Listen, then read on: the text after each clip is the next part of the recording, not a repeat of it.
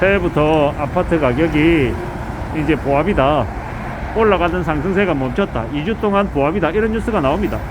근데 저는 그런 뉴스를 보면서 이제야 그런 뉴스가 나오나 라는 생각이 드는 거죠.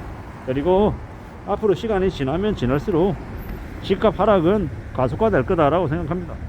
왜 가속화된다고 생각하겠습니까? 이미 오를 만큼 올랐습니다. 거품이 잔뜩 끼었죠. 5억짜리 집값이 15억이 되고 20억이 됐던 게 지난 10여 년 동안 있었던 일입니다. 물론 10여 년 동안 물가 상승률 감안해서 어느 정도의 가격 인상은 있어야 된다, 뭐 그런 것도 충분히 동의하죠. 하지만 그렇다고 해서 4배는 너무 과하다라는 겁니다. 어떤 또라이 교수는 짜장면 값 올랐기 때문에 집값도 올라야 된다, 이런 개소리 하는데 그런 말에 놀아나지 말자. 그런 말을 의식할 필요 없다 라고 이야기하고 싶습니다. 참 살아가는 우리의 시대가 어떻게 흘러갈까요? 어떻게 진행이 될까요? 참 그렇게 생각해보면 좀 많이 깝깝하기도 합니다. 이미 혜택을 받은 사람들, 집값이 많이 올라서 고점에 팔고 빠져나온 사람들, 그들이 승자라고 얘기하는데 그런 사람이 몇이나 되겠냐라는 겁니다.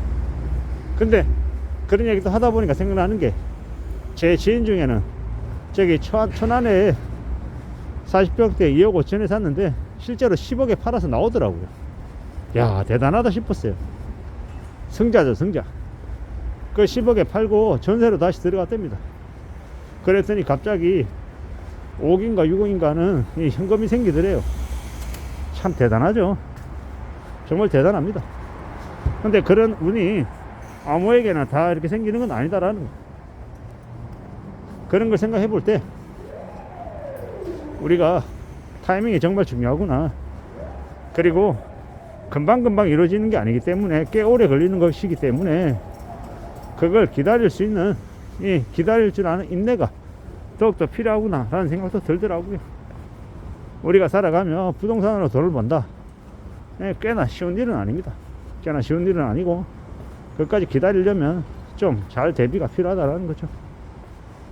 아무 짓도 하지 않고 있으면 아무런 이 보상이나 결과물이 없죠. 근데 무리하게 염끌해 가지고 내 채 다 채 사서 이 빚더미에 앉아서 죽으려고 하는 것보다 아무것도 안 하고 있으면 유지는 된다라는 거예요. 그게 제가 하고 싶은 얘기입니다.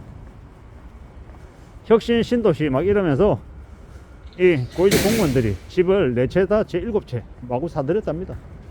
그러고 나중에 그들이 지금 어떻게 삽니까? 죽으려고 하죠. 그게 현실이라고 합니다. 욕심이 너무 과하면 안 된다라는 겁니다. 욕심 부릴 수 있죠. 근데 그 욕심은 자신이 감당할 수 있는, 자신이 계산기 두드려보고 매달 그렇게 지낼 수 있다라는 계산이 섰을 때 그때 하는 게 맞다라는 겁니다.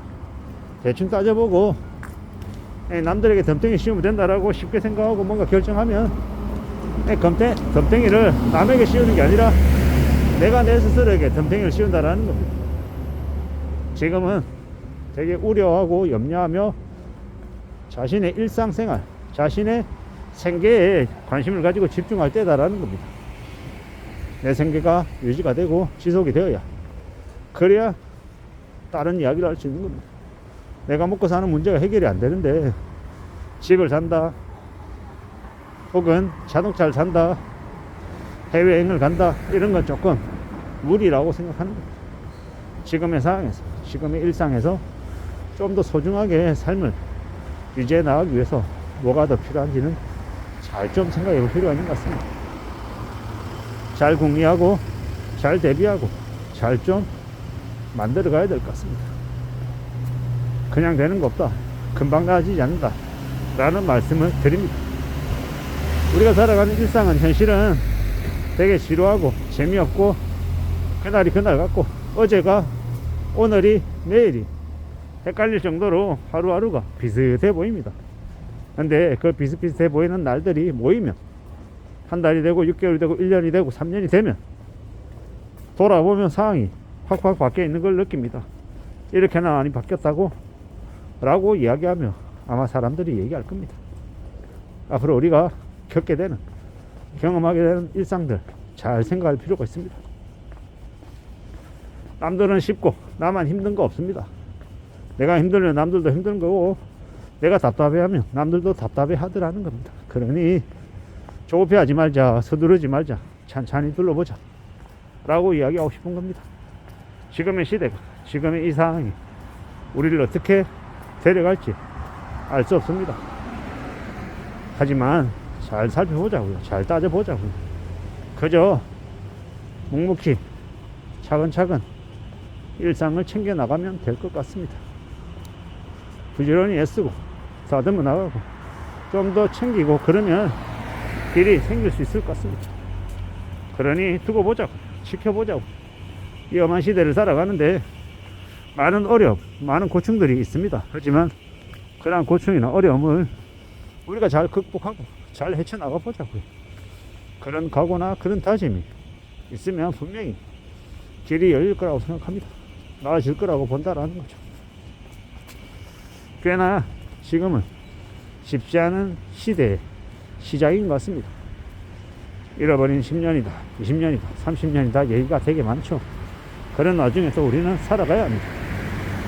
확실한 건 2025년 집값이 제법 내려갈 거라는 겁니다. 지금 들리는 얘기는 2015년 가기까지 내려간다는 말도 파다합니다.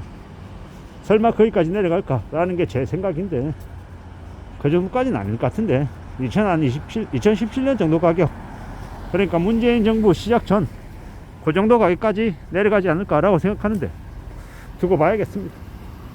왜 두고 봐야 된다고 얘기하냐면 2011년 13년 이때도요 저기 분당에 15억짜리가 5억 5천까지 내려가기도 했거든요. 실제로. 왜? 그만큼 사람들이 관심이 없었으니까, 사람들이 안 사려고 난리였으니까, 돈 없는 사람들 급전 마련해야 되는데 안 팔리니까 정말 말도 안 되는 가격으로 내던졌단 말이죠. 저기 대치동 엄마아파트가 7억 5천에도 안 팔려서 난리였으니까 말 다 했죠. 그리고 이제 그 이후에 할인 분양도 많았고 여기저기 그냥 가서 계약만 하면 인사 90도로 하고 사은품 주고 할인해주고 뭐 난리였죠. 그랬던 시기가 지난 2011년에서 2015년 사이에 있었단 말이죠. 앞으로도 없을 거라고 누가 장담합니까? 두고 보고 지켜보고 살펴봐야 할 것 같습니다. 꽤나 쉽지 않은 상황들이 계속 될 텐데, 그러므로 우리는 당분간은 관망 지켜보는 것, 그것 말고는 함부로 서둘러 결정하는 건 해서는 안 될 것 같습니다. 그게 제가 드리고 싶은 말씀입니다. 앞으로 이 시대가 우리에게 좀 더 많은 희생, 좀 더 많은 절약을 요구하는 것 같습니다. 어떻게 살아가야 되겠습니까? 어떻게 지낼지는 더욱더 잘 판단하고 천천히 결정하는 게 좋겠다라는 겁니다. 서두르면 안 된다, 서두르면 망한다라는 게 저의 생각입니다. 이상입니다.